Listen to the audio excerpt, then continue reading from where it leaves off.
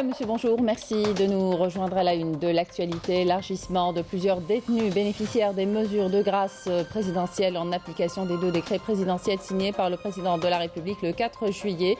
Le premier portant mesure de grâce pour des crimes de droit commun et le deuxième concernant des détenus ayant réussi à l'examen du baccalauréat. On revient ce matin sur la tournée du président de la République dans les régions du Moyen-Orient, du Proche-Orient et du Grand Orient. Une tournée qui revêt une grande importance sur le plan diplomatique et politique, puisque l'Algérie entend entretenir ses relations, renforcer les mécanismes de coopération et de coordination avec plusieurs pays. Plusieurs foyers d'incendie se sont déclarés hier à Bouira, Djidjel et Djaya, où les opérations de lutte ont nécessité le renforcement des moyens d'intervention afin d'éviter l'avancée des flammes vers les habitations. Ils ont traversé la Méditerranée pour visiter leur pays d'origine. Pour certains de ces émigrés, c'est la toute première fois qu'ils viennent en Algérie, une expérience qui promet d'être riche en découvertes.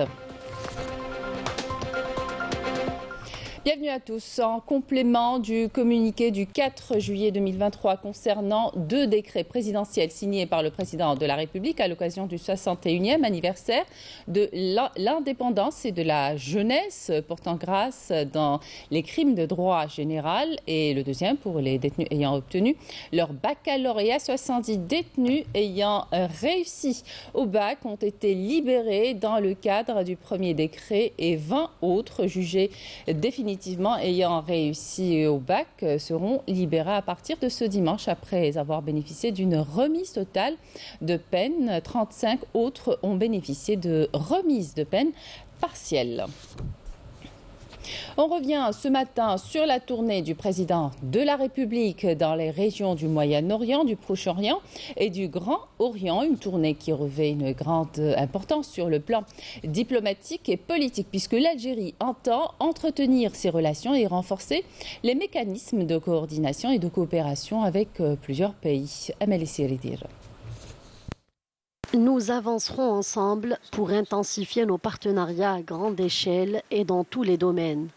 C'est le message des 3 dirigeants, qataris, chinois et turcs. Ces pays qui ont réalisé que l'Algérie est devenue un pays pivot pour la stabilité, progressant selon des indicateurs de sécurité et de croissance économique sans précédent. La tournée du président de la République dans les régions du Moyen-Orient, du Proche-Orient et du Grand Orient a déjà apporté des résultats satisfaisants, selon les analystes.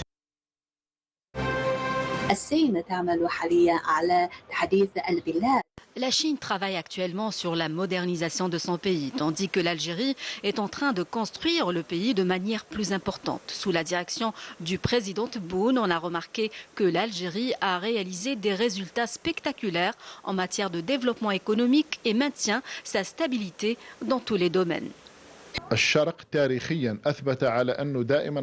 Ces pays ont de tout temps prouvé qu'ils étaient aux côtés de l'Algérie, que ce soit dans ses projets de développement économique et commerciaux ou d'autres projets sociaux à l'intérieur du pays, mais aussi en ce qui concerne la sécurité et la paix régionale. La visite en Turquie revêt un caractère économique, mais principalement politique, car il était question d'aborder la question palestinienne et la réconciliation en trouvant un siège pour la Palestine aux Nations Unies. De même, la question libyenne qui était au cœur des débats. Selon les experts, l'Algérie a réalisé de grands progrès en passant d'une approche de coopération vers une politique axée sur la recherche de partenaires. Des partenaires qui jouent un rôle de pilier pour les économies mondiales. Les visites du président de la République effectuées durant cette période ont changé la trajectoire des relations économiques avec les pays de la région en particulier et les grandes puissances de façon exceptionnelle. On parle ici des relations algéro-chinoises et algéro-russes. On peut dire que l'Algérie est passée d'une approche diplomatique protocolaire à la création de véritables bases et partenariats. Ce qu'on peut retenir dans tout cela, c'est ce groupe émergent, le BRICS, et l'adhésion de l'Algérie. Nous avons remarqué une interaction positive de la part de la Russie après la visite du président de la République concernant la demande de l'Algérie de rejoindre le groupe BRICS.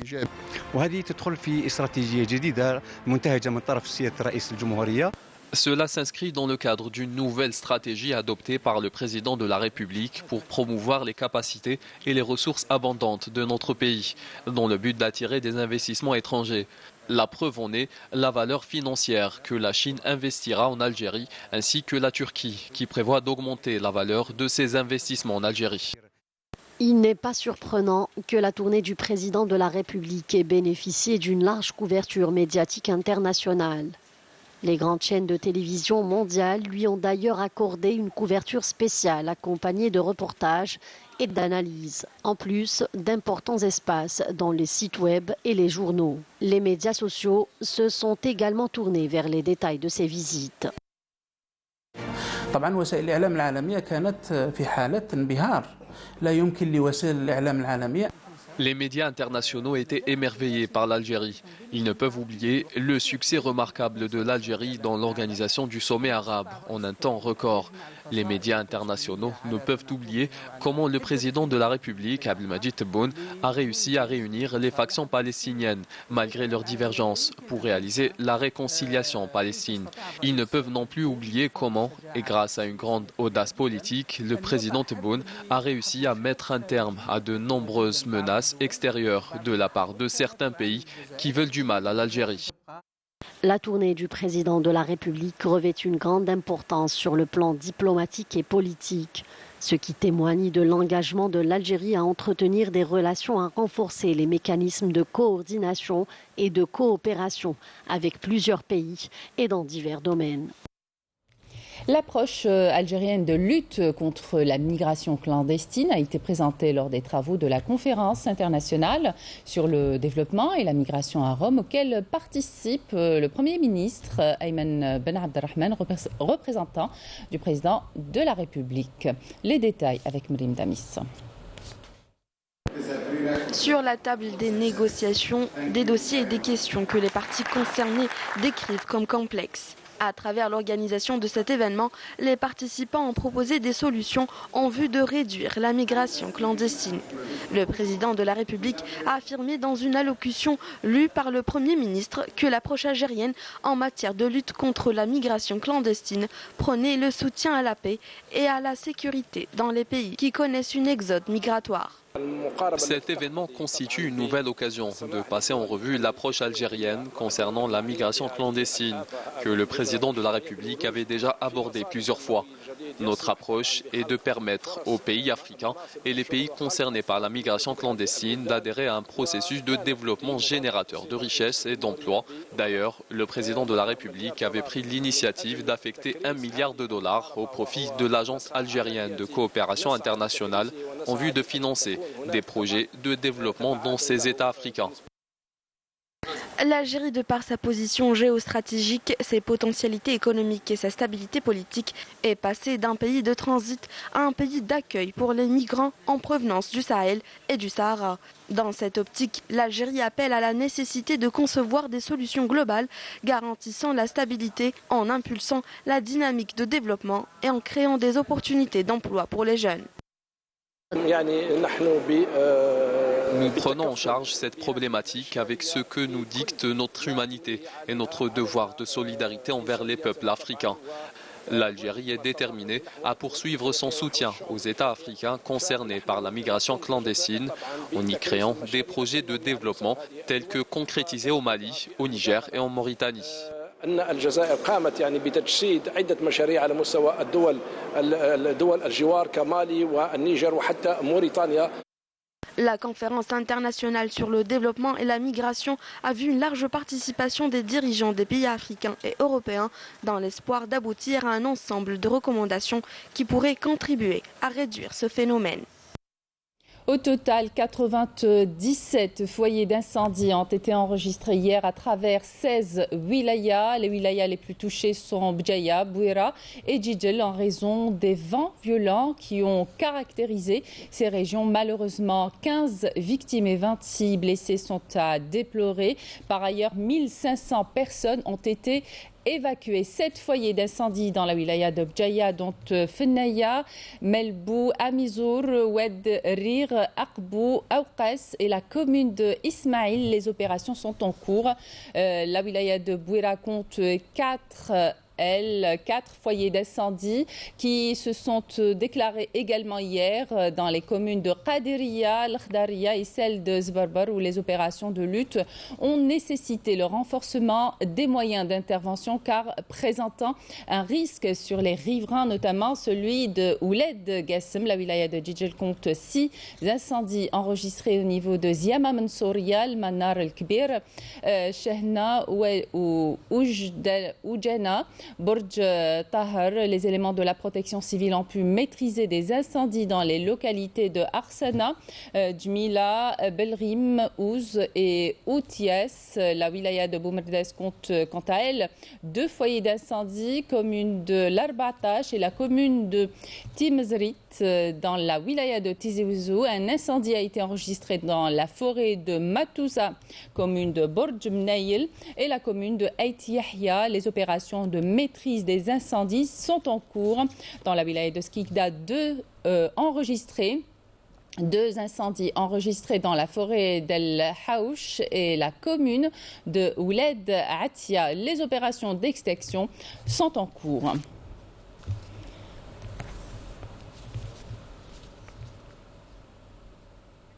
Et ces incendies sont les conséquences de ces températures caniculaires qui continuent d'affecter plusieurs wilayas du pays placés en vigilance orange durant la période de validité de ce bulletin. Les températures maximales pourront atteindre 48 degrés Celsius, ce qui expliquerait ce nouveau pic historique de consommation électrique enregistré hier qui a atteint 18 697 MW à 14h08. Sonelgaz a indiqué que cette vague de chaleur sans précédent a altéré les équipements de transport et de distribution de l'électricité et a occasionné des perturbations dans l'approvisionnement en énergie électrique ainsi que quelques coupures volontaires pour préserver ces équipements. L'Algérie veut accélérer l'ouverture de zones franches au niveau de certaines wilayas frontalières avec les pays du Sahel afin de soutenir les échanges continentaux et les exportations nationales, notamment celles des produits agricoles, et permettre aux exportateurs d'exporter dans le cadre de l'échange libre des produits fabriqués localement. L'exemple ce matin à Tamanrasset, Amel Boarba. L'accélération de l'ouverture de zones franches, une opportunité cruciale pour promouvoir les échanges continentaux au niveau de certaines wilayas frontalières et de capter des investissements. Véritable porte sur l'Afrique, Tamanrasset figure parmi les wilayas stratégiques choisies pour abriter l'une des premières zones franches. Avec plus d'1 milliard d'habitants, l'Afrique est un marché prometteur pour l'Algérie. Nos produits sont concurrentiels et très demandé. Nous espérons que la décision du président de la République entrera en vigueur dans les plus brefs délais.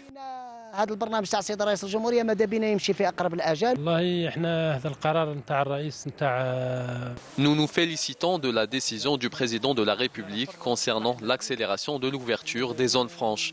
Nous espérons qu'elle sera mise en œuvre pour faciliter les exportations et accélérer le rythme des échanges commerciaux.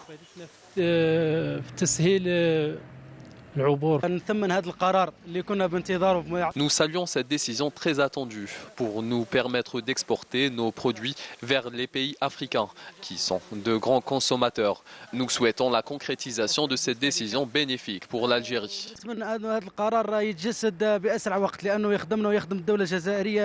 Dans le cadre de la mise en œuvre de cette zone franche, une dynamique est en train de s'installer avec des pays frontaliers pour le libre-échange dans de nombreux secteurs porteurs tels que l'agriculture à travers ses différentes filières. De quoi diversifier les exportations hors hydrocarbures. Comme vous le savez, le troc avec les pays frontaliers est un mode de commerce ancestral, réglementé dans les années 60, avec pour but de lutter contre la pauvreté, la précarité et l'enclavement des populations des wilayas frontalières. Aujourd'hui, nous espérons que ce mode d'échange contribuera à promouvoir les produits algériens dans les pays africains. Portée par la volonté du président de la République, l'ouverture des zones franches va insuffler un nouvel essor au développement du commerce extérieur avec les pays africains voisins et lutter contre la contrebande. Il est question aussi de booster la création d'entreprises spécialisées dans la sous-traitance et les services. Et puis cette information, Amer Takjout a été plébiscité hier à Alger, nouveau secrétaire général de l'Union générale des travailleurs algériens pour un mandat de 5 ans en remplacement de Hamoud Ouahria qui occupait le poste de secrétaire général par intérim depuis mars dernier. Takjout a été plébiscité nouveau secrétaire général lors des travaux du 14e congrès extraordinaire rassembleur de l'UGTA tenu à Alger. À Alger, le représentant du Front Polisario en France, Mohamed Ali Zarouali, appelle les autorités françaises à jouer un rôle positif concernant la résolution du conflit au Sahara occidental, conformément au droit international. Ce dernier garantit au peuple sahraoui son droit à l'autodétermination, déclaration faite lors d'un discours devant des maires de communes et des militants de partis politiques français. Manifestation de militants marocains du Rif en Belgique, coïncidant avec le 102e anniversaire de la bataille d'Anouar, où les riverains ont battu le colonisateur français à l'occasion. Les manifestants appellent à la libération des détenus d'opinion marocains. Nadia Marni. Une journée de protestation a été organisée par des militants rifans. Cette manifestation coïncide avec le 102e anniversaire de la bataille historique annuelle où la résistance a eu la victoire sous le commandement de Mohamed Abdelkrim Al-Khattabi contre le colonialisme espagnol. نحن هنا لتخليد الذكرى المجيدة لمعركة أنوال الخالدة وهي الذكرى 102 ذكرى استشهاد الشهيد عماد العتابي وهو أحد الشهداء من مدينة الحسيمة الذي اغتاله النظام الاحتلالي المغربي في مدينة الحسيمة يوم 20 يوليوز 2017. Cette protestation est une occasion de revenir sur l'un des symboles du Hirak du Rif, Imad al-Attabi, tombé en martyr. Les protestataires demandent la libération immédiate de tous les détenus. نطالب من الاتحاد الأوروبي تفعيل القرار الأوروبي ونطالب من المنتظم الدولي الضغط على المنظومة المغربية والنظام المغربي الفاسد بإطلاق جميع سراح المختطفين.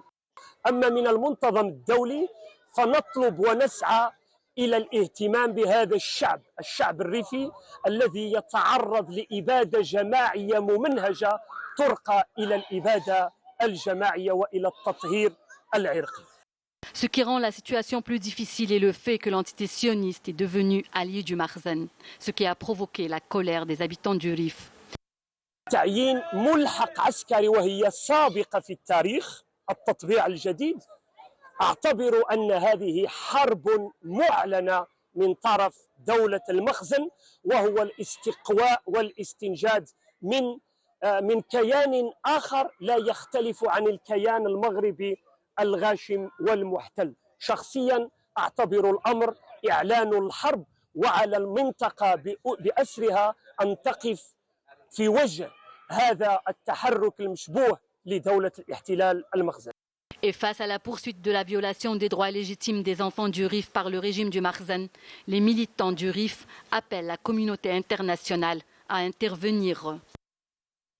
Le Parti populaire d'Alberto Nagnès Faidjo a remporté le plus grand nombre de sièges aux élections législatives ce dimanche en Espagne devant les socialistes du Premier ministre sortant Pedro Sánchez, mais ne dispose pas d'une majorité pour former un gouvernement selon les résultats officiels quasi définitifs. Le chef du Parti populaire a promis un retour à la position intérieure de son pays dans le dossier du Sahara occidental, un dossier qui avait causé des dégâts commensurables pour l'image et la stature de l'Espagne. D'ailleurs, les Espagnols ont désapprouvé à maintes reprises le revirement de Sánchez pour le conflit au Sahara occidental à travers notamment des manifestations organisées dans plusieurs régions du pays. Retour en Algérie et direction l'ouest du pays. Un programme riche et varié a été concocté pour près de 170 membres de la communauté algérienne établie à l'étranger en visite à Oran. Ils ont pu découvrir plusieurs endroits emblématiques de la région, dont la mosquée Ibn Badis et le stade olympique Miloud Hadfi. Commentaire Walid Yousfi.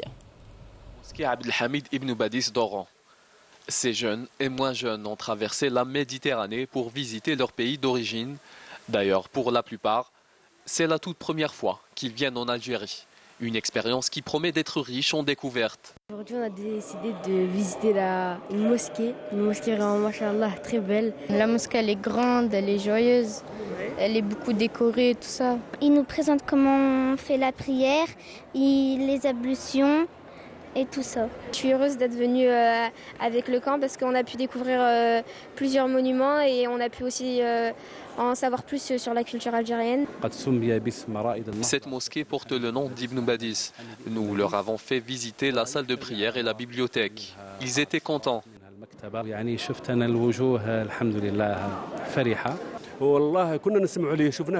Je voyais cette mosquée souvent à la télévision et j'ai enfin pu la visiter. C'est un chef-d'œuvre. Je ne peux même pas décrire la joie que je ressens à cet instant.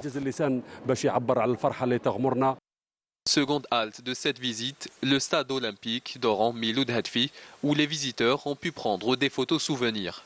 La chose dans le stade d'Oran, c'est que je suis jamais venue dans un stade, donc je suis quand même contente d'être venue. Stade d'Oran. Et que l'Algérie, c'est un pays où très bien. Franchement, il est beau. L'Algérie, franchement, c'est un pays magnifique. Ça leur a fait plaisir de visiter ces endroits. Ce programme est une réussite. Ce groupe est constitué d'environ 170 personnes venues visiter la wilaya d'Oran.